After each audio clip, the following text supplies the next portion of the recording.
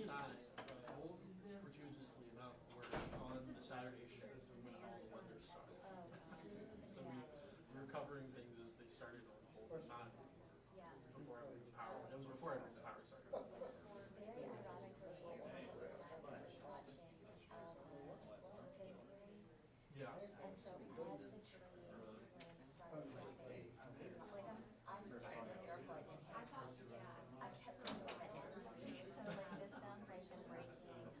an ends. Oh, yeah, sorry. Good morning, afternoon. The day flies by. The mayor has a tight schedule today, and we've got a packed agenda with some critical department updates. So I just wanted to flag that afterwards we'll try to get to as many questions with the mayor as we can. If we were to come up on time and he have to step out, I'm happy to continue to take questions along with the other leaders that are here. But if you're thinking about it, perhaps bring your mayor questions to start. And with that, we'll get right to it. All right, Mayor. Thank you, Alex. Well, good morning, everyone, again. Lots of special and important guests today, and I want to say thank you to all of you for your help over the last 10 days. We do have another packed series of information updates we want to share. We know there are still a lot of questions to be answered. We also know there are operational updates that we need Nashvillians to know about and understand. So again, any help you can give us in spreading awareness of what you learned today would be greatly appreciated. And thanks to everybody for continuing to share important public resources. I'll say to start the day, it was a nice feeling to join School Board Chair Frida Player and our own Office of Youth Safety Director Phyllis Hildreth at JFK Middle to welcome the Stars back to school this week. Chair Player shared that this is the longest number of days out of school for a single event in Metro Schools history. So again, just another statement of the overall impact of this storm and winter weather event. We still have up on the top of Nashville.gov a resource page that has answers to a number of frequently asked questions we've received over the past week and a half. And our Office of Emergency Management continues to offer daily updates on overall emergency response with Metro and key partners. Just this morning, I learned that the Winter Storm Recovery Fund surpassed $1 million in donations, but we know the need is still so tremendous and that people's needs are evolving. We're seeing early evidence of the difference these donations are making in the lives of Nashvillians as we start the recovery process. Several local nonprofit organizations we shared with you yesterday have received money already to start helping Nashvillians. That can be rent assistance or a voucher to fill up their fridge with fresh food. We're already starting to hear stories of that assistance getting out to neighbors who we know have the greatest need. Now, our posture right now is simple. We'll accept any amount of aid and run it through our needs tracker to get it to those who need it most and help them as quickly as possible. I know we've shared this many times over the past several days, but this is really important. It is critically important for people to let us know your needs through the two channels of calling 211, which is operated by the United Way, or filling out the needs tracker at nashvilleresponds.org. While our first operational priority right now is restoring power to all Nashvillians, our other top priority is life safety. The recovery requires that we understand as best as possible the needs of every Nashvillian and get immediate resources to those individuals and families. Erica Mitchell's leadership at United Way has been vital over this past week, and she's here again to share more about how Nashvillians can give and get help. Erica, thank you.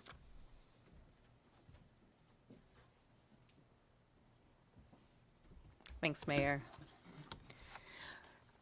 Reaching $1 million raised is an extraordinary moment for our community, and I think it speaks to what Nashville does best. When our neighbors are hurting, we definitely show up as a community. On behalf of United Way of Greater Nashville, I want to thank every donor, partner, nonprofit organization, and volunteer who has made this possible. I would also like to acknowledge the business community members who have already pledged their support: Tractor Supply, Bridgestone, Rogers Group, Regions, Comcast, Delta Dental, TVA, Alliance Bernstein, The Fallon Company, HCA Healthcare, Jackson Financial, and Tanesco. As I shared yesterday, these funds are already being put to work, providing financial assistance for families impacted by the storm. We deployed $120,000 to 4 nonprofits, Hope Station, Rooftop, Conexión, and Catholic Charities. While we are encouraged by this milestone, we know that the needs remain significant, and United Way is committed to walking alongside the community, not just in times of immediate response, but throughout the long-term road to recovery. As of this morning, we have 700 cases submitted to our needs tracker. As a reminder, if you or a family member needs help, I urge you to go to NashvilleResponds.com and click on the Share Needs button and complete the needs tracker. If you need assistance completing the form, you can also call 211. We use the needs tracker information to provide residents with direct referrals for assistance. For example, if you have debris at your home that you are unable to remove, when you enter that in our needs tracker, we will review your request and refer it to our hands-on team. When it is deemed safe to do so, the team will work to schedule volunteers to assist you with that debris removal. Again, that needs tracker is on NashvilleResponds.com or 211 for assistance. As I shared yesterday, we are so grateful for our partnership with Airbnb.org. As of today, through that program, 901 people, 149 pets have already been connected to safe temporary housing. Again, all stays are free for guests and fully funded by Airbnb.org and its donors. Today's fundraising announcement is a powerful reminder that when Nashville comes together, real help reaches people, and we will continue to steward these resources with urgency, transparency, and care. Thank you, Mayor. Well, thank you so much, Erica. We are so grateful for United Way's support and the generosity of so many Nashvillians and other supporters. $1 million in 5 days is an amazing response, but it's only the beginning of the response, and next is this process of connecting those resources to the need. Through the VOAD network, you heard those organizations, Rooftop, Conexión Americas, Hope Station, and Catholic Charities. They're all helping right now with direct financial assistance to residents with the greatest need. Today, that assistance is going out to some of those first several hundred who've applied through for aid through the needs tracker. Again, you've probably heard both domains, NashvilleResponds.com and NashvilleResponds.org. Both work. They take you to the same place. If you see those URLs out there in the world, you can use either one. The data gets captured through the VOAD process, and this fund gets you all the impact you need. We know the winter storm has had a huge impact on homes and on work, limiting people's ability to bring home a paycheck in the final week of the month. Many of you are familiar with the work of the Legal Aid Society of Middle Tennessee and the Cumberlands, and we're grateful to have Executive Director Darkenia Waller here with us to talk about the impact of evictions in this moment. Metro has supported the eviction right to counsel. This program has been in our budget. It is active today, and we are working also on every legal option in our power to provide eviction relief right now. State preemption means we very likely can't pause local evictions. We are still exploring legal options, but we can provide support in other ways. And I want to invite Darkenia up to talk more about eviction relief in this moment. Darkenia, thank you.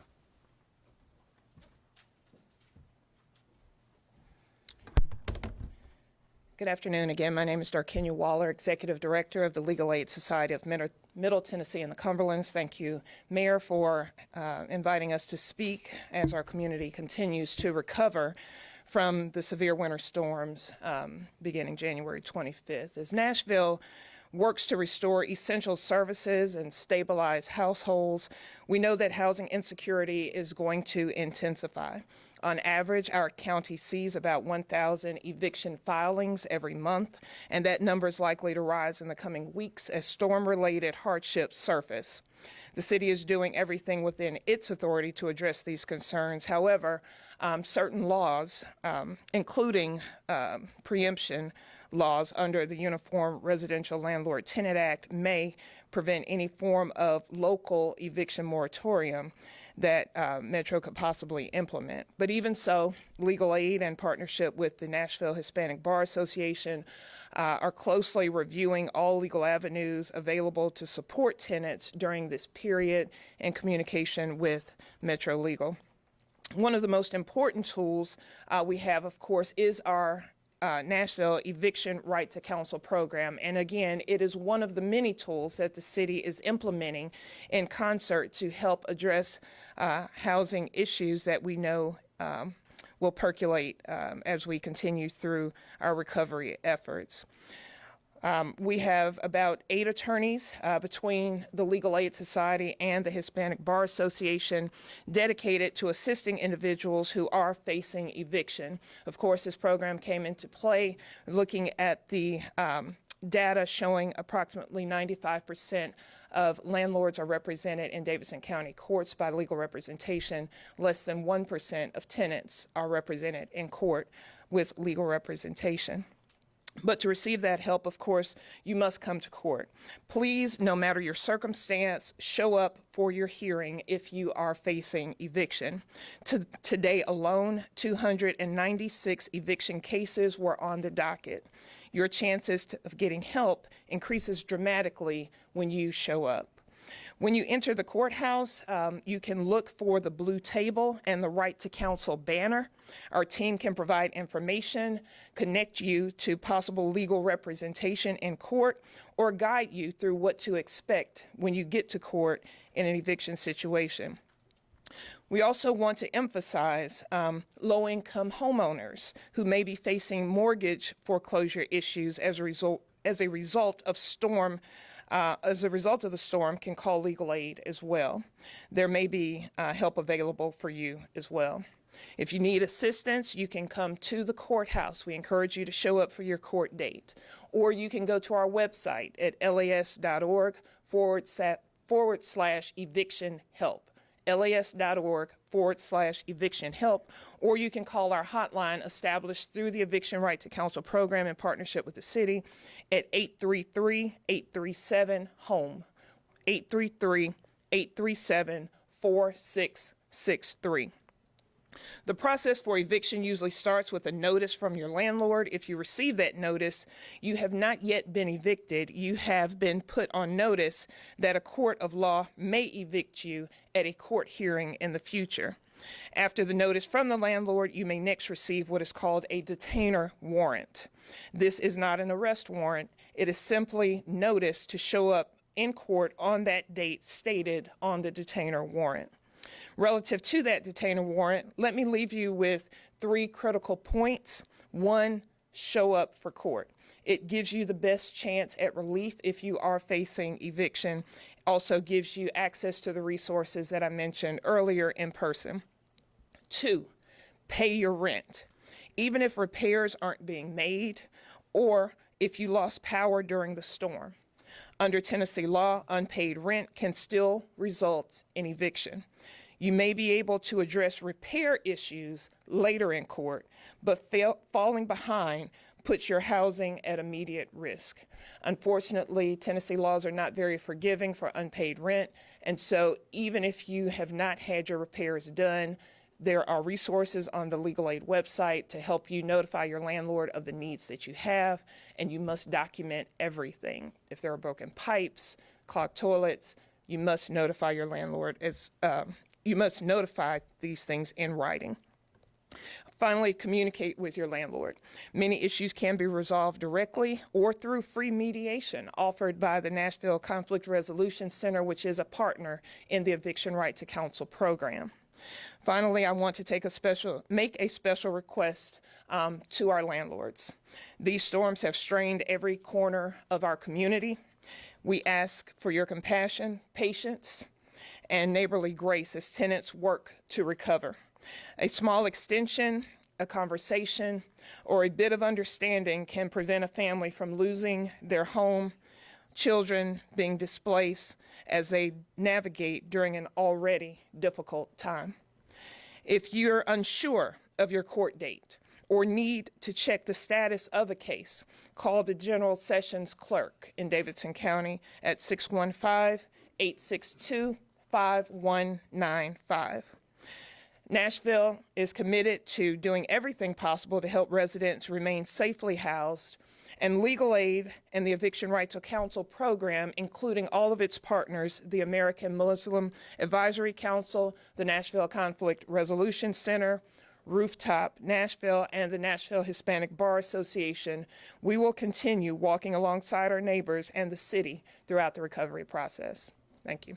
Oh, and I should mention there are some flyers in the back for the media if you would like more information or how to navigate the eviction process. Thank you, Darkenya. Housing security is especially important in this period of winter weather when people have often been displaced and now might find risk of being displaced again. So I appreciate Legal Aid's partnership with the city as we have had this important eviction right to counsel program. Please make sure you've heard Darkenya's 3 points there, and especially be ready to show up to court and know when your court date is if you do find yourself having gotten an eviction notice or detainer warrant. Now, that is, I think, as life returns to normal for most of us, there's still a great need in the community. NES has made additional progress over the past 24 hours, but we still have tens of thousands of neighbors without power, including older residents and people with disabilities. This is according to Metro Social Services, which provides ongoing vital support to those groups, but has also, as they did during the federal shutdown crisis last fall with SNAP, MSS Home Ambassadors have resumed their regular daily meal delivery to senior and disabled MSS clients. Throughout the storm, Metro Social Services received 989 welfare calls, completed 52 special requests, and delivered over 1,500 meals to those in need.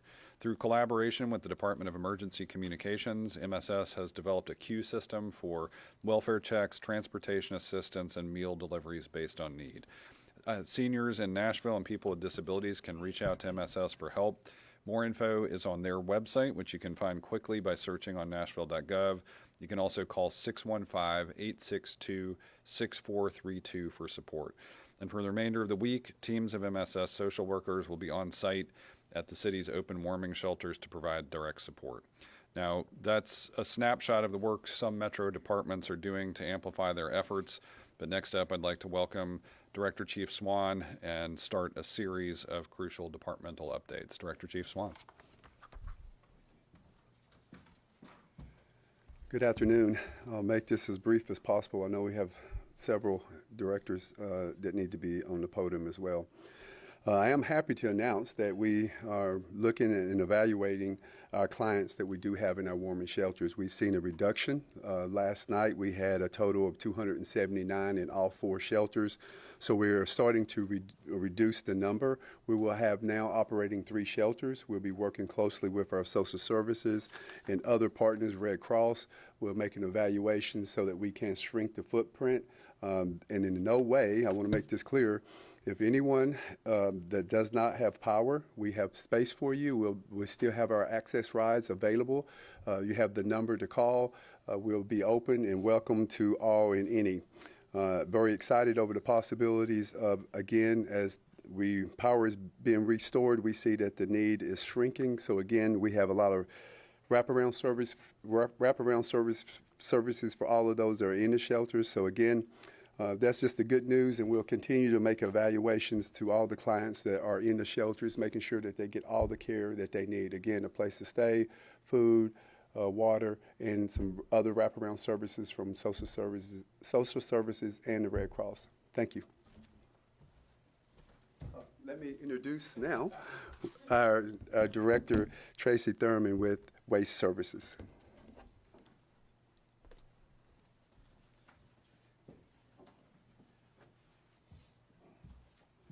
Good afternoon. I'm Tracy Thurman with the Waste Services Department.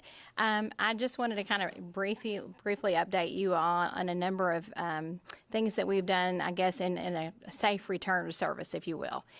So last week, we opened all of our convenience centers, Ezell, Omohundro, East, and Anderson.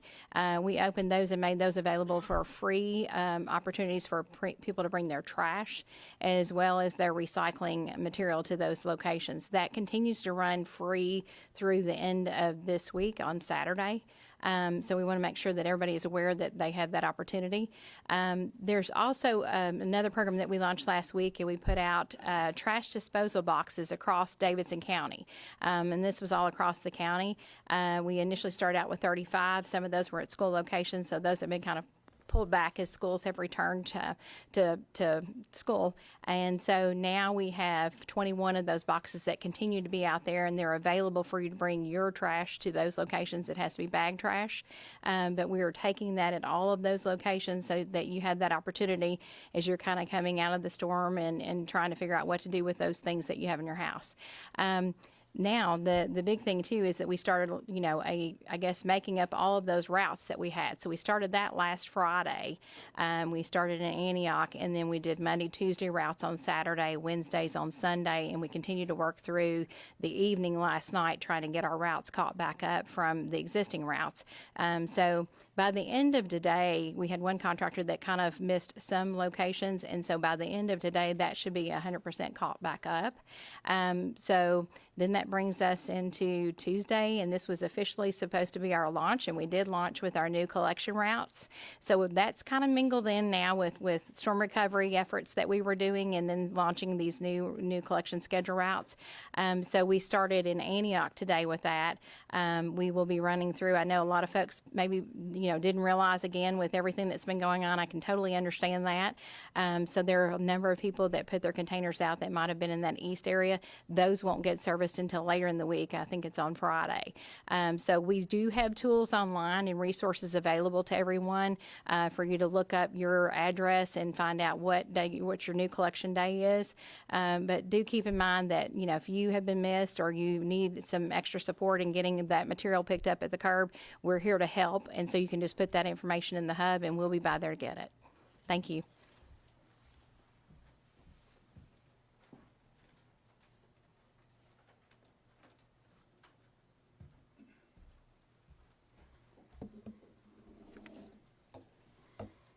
Good afternoon, everyone. I'm Scott Potter, Director of Metro Water Services.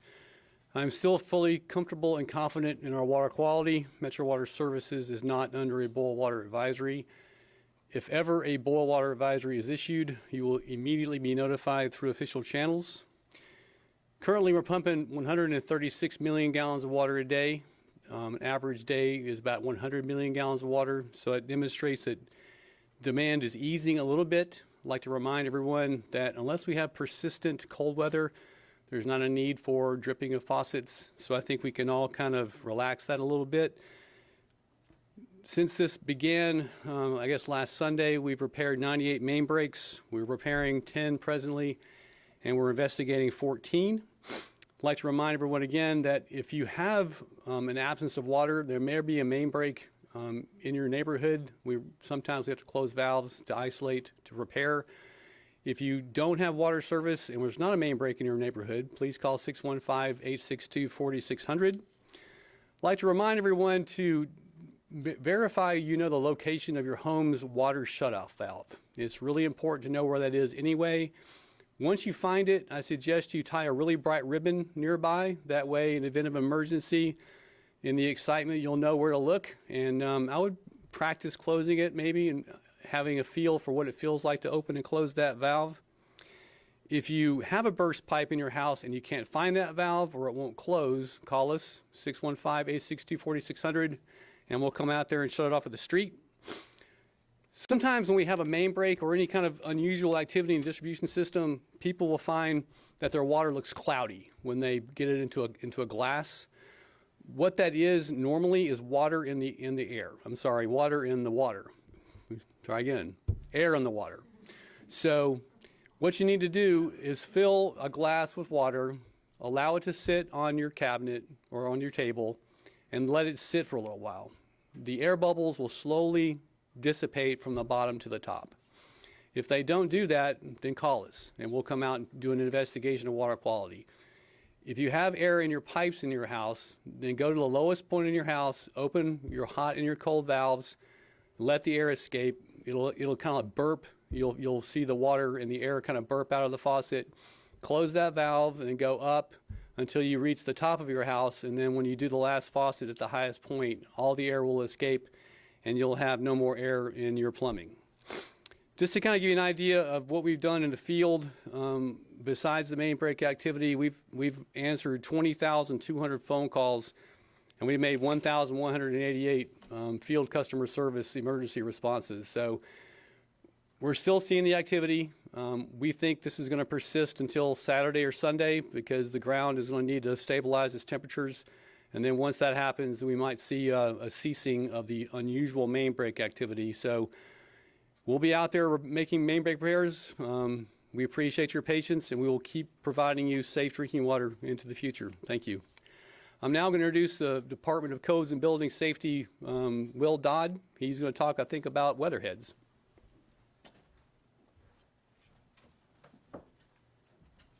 Good afternoon. Metro Codes continues to work with OEM, Metro Fire, and NES to prioritize safe reconnects to the electrical grid. As of this afternoon, we're nearing 1,000 completed inspections since the start of the storm. We are very proud of our inspection crews working 24/7 to pull this off. I would like to remind everyone that not all homes or businesses need a codes inspection before having power reconnected. Only the structures that have suffered damage to their electrical components, such as weatherheads and meter bases, and require the repair work of a licensed electrician, need a codes inspection before reconnection. There are a few simple steps to take to get those structures reconnected to the power grid. First is securing the service of a electrical contractor, a licensed electrical contractor. Once that contractor has been hired, they will perform the work. Once the work has been performed, they will contact Metro Codes. An inspector who is on call 24/7 will then issue a virtual inspection. Once that inspection takes place, a release number will be granted to NES, and power can then be turned back on to the structure safely. Both Codes and NES have put out information about what a property owner's responsibility is when it comes to required electrical repairs, and more of our information can be found at nashville.gov/codes. Finally, we ask that property owners verify the credentials of any contractor before hiring them to perform work on their building. Anyone can verify a contractor's license by using verify.tn.gov, where you can search the database by name, company, license number, or anything related to the company. Again, that is verify.tn.gov. Thank you. I want to turn things over to Philip Jones with NDOT.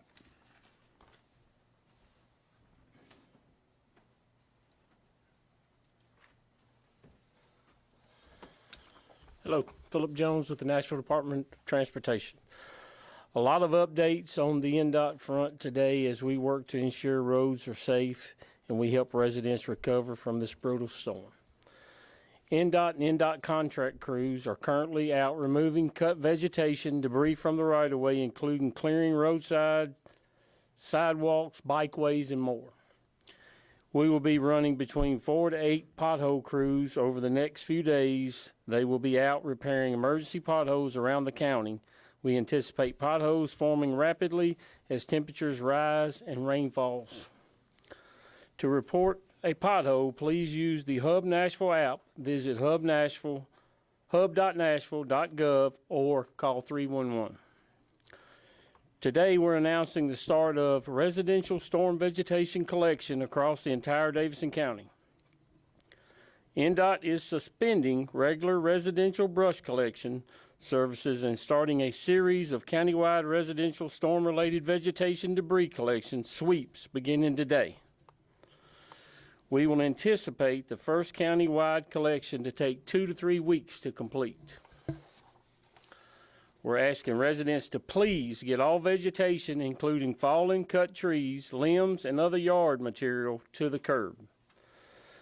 You set it to the curb, NDOT will get it. Piles should not block fire hydrants, utility infrastructure, culverts, storm drains, or drainage ditches. Piles should not block sidewalks, bike lanes, or other vehicle travel lanes. Trash and other non-vegetative debris will not be collected. NDOT is suspending brush collection guidelines, and there are currently no size restrictions on piles at the curb. Because we are conducting countywide collection, there is no need to submit a Hub Nashville request when material is placed at the curb. So, like typical, during an event like this, we've asked in the past that you submit a request. For this event on the front, We're going to ask you not submit. We're making a countywide sweep. We'll be coming through multiple times. Crews will be reaching all areas of the county in the next 2 to 3 weeks, weather permitting. Over the next 4 weeks, we will anticipate conducting multiple countywide collections in hard-hit parts of the county. And we'll also be reaching back out and probably be providing some scheduling so we can give you more information kind of as we get our first collection through. A reminder, as residents are out clearing vegetation and debris from your yards, remember to look up. This is a little bit different event than we've had in the past. Look for branches that are hanging or leaning on other branches, on large canopy trees. I mean, these propose a major safety issue. So this is a little bit different than the tornadoes and things we've had in the past. I've realized after we've had a lot of people out investigating all these areas, we have a lot of what we call leaners and hangers. This is just some key numbers to know. NDOT-led efforts has resulted in 5,200 tree vegetation in the right-of-way issues being resolved across the county. NDOT has responded to 2,200 trees vegetation in the right-of-way since the event began. NDOT contractors has responded to over 3,000 trees and vegetation in the right-of-way. We have 80-plus crews are out working vegetation removal in the right-of-way, emergency pothole repairs, and transportation infrastructure repairs today. Multiple inspectors are out continuing to asset damage to the transportation infrastructure around the city. Dark traffic signals continue to tell you until we get all power restored and we have signals back up, dark traffic signals are treated like four-way stop. Coordination with NES on down vegetation. NDOT crews are continuing to work to clear roads across the county, focusing on tree limb and vegetation removal in close coordination with NES. NDOT does not clear down trees or vegetation from the right-of-way until NES has cleared the lines, ensuring that no power is running to them. Once the lines are cleared, NDOT is immediately dispatched crews to clear the roads, and crews are already on site. NDOT has already dedicated specifically to dispatching NDOT crews out immediately when lines are cleared. NDOT does not clear or remove fallen tree limbs or vegetation on private property. We've got 4 locations we've got identified throughout the county for temporary disposal sites. They're just where the trucks will be picking up the vegetation, taking it to them, we'll be grinding it, and then it will be taken to other location. But I appreciate your time. Turn it over to the mayor.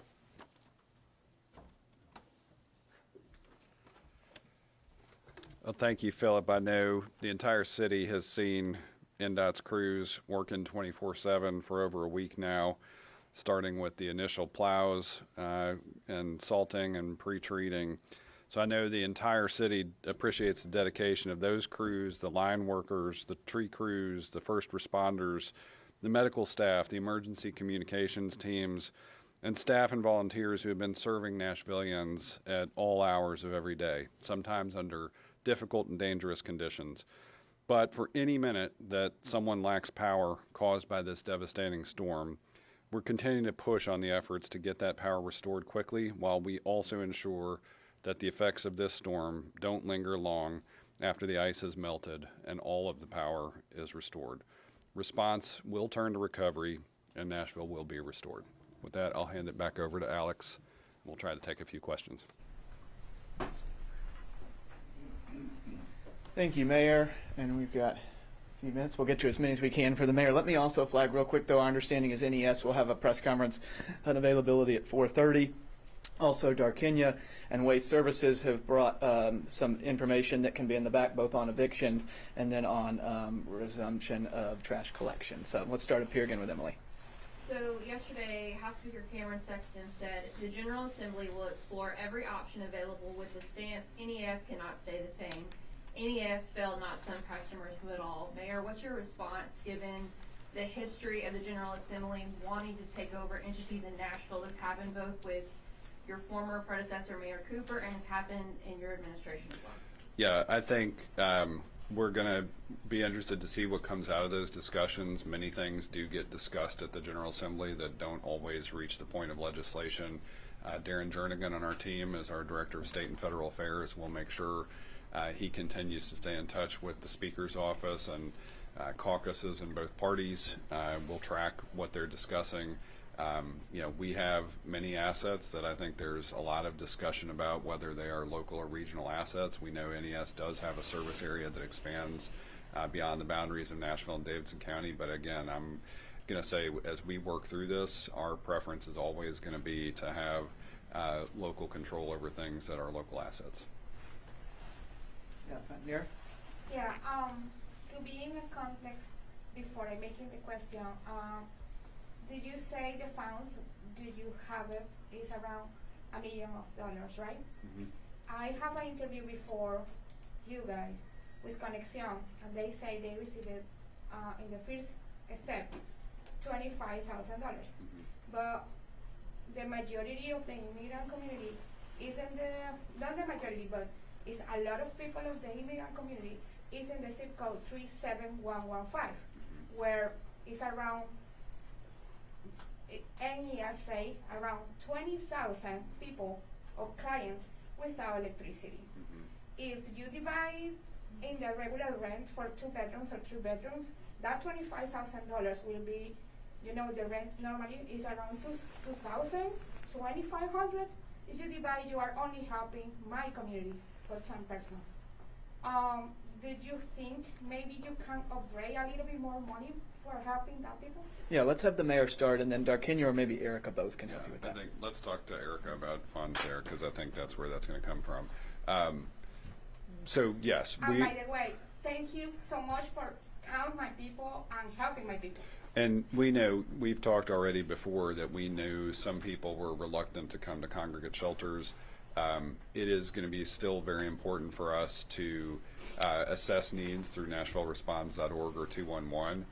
We know that there may be some people not even comfortable sharing enough information there. We're going to continue to work with other community-based organizations, and we'll make sure that the VOAD process, Voluntary Organizations Active in Disaster, is aware of those needs and concerns. I'll say this first week we've made sure we could stand up to fund, raise sufficient money. We're not done there too. We know the need is going to be great. I think you heard Erica say that. And again, that was just day one release of funds, and it is being allocated as we start to hear needs. So we've had several hundred people speak to that, but Erica, I don't know if you want to offer some more context there as well.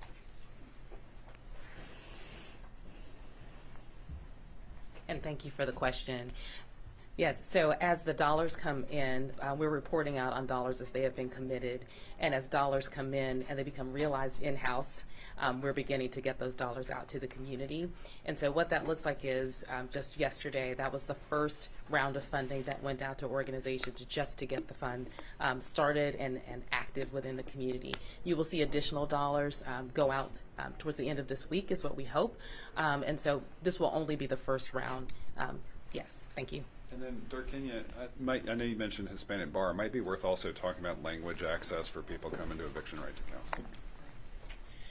When we established the Eviction Right to Counsel program, again in conjunction with Metro, it was very intentional on our part to not only have the Legal Aid Society involved, but to have the intentional partnership with the Nashville Hispanic Bar Association, so that we had a forward-facing effort to address all of our client community, all of the folks in our community. And so all folks are welcome to come to the program and receive assistance from the program, of course, as it is available to offer. The flyers we actually brought today are translated into about 4 different languages, but generally speaking, we translate all of our information into at least 7 different languages, those being the 7 most prominent languages within our area. And so no matter the language or assistance, we stand ready to assist, and we partner with Rooftop to be able to assist in that rental assistance, because sometimes it's a little bit more than just paying the rent. There's maybe some negotiation that needs to take place and a court order that may need to go into place, and we leverage those funds to be able to do that and to ensure that landlords get the funding that they deserve as homeowners or building owners. And Nira, you and Extrema do a great job of reaching the community. So any help that you can give to us of having them fill out the needs tracker, call 211. We just need to know about the need. That's really the biggest barrier to getting help to a lot of folks. We've got about time for 2 more for the mayor, so let's go to Austin and then Madeline. I have another preemption question for you. Since we spoke a little bit earlier about how state preemption is one thing that kind of limits our options in terms of rent moratoriums, are there other ways that you anticipate any sort of state preemption kind of getting in the way of things that we can do to respond as recovery efforts shift away from kind of the initial response, or is that it? I'd say it's going to be on a to be determined basis. I mean, we've actually had several points of very helpful state response. The governor's executive order, the expedited disaster request, all of these things have actually helped our response. We've had everything from support from the Tennessee National Guard. We've had Tennessee forestry crews, seeing these resources on the ground, helping accelerate the process of power restoration. There's been connections with TEMA and ROEM and VOAD process for distribution of generators. So I would say, I look at it from both dimensions. There are places where the state has been actively helpful. There's also things where this, like the preemptive activity on the Uniform Landlord-Tenant Act, that was already in place before this happened. That was not something that the state did in this moment to create an obstacle. It was an existing obstacle.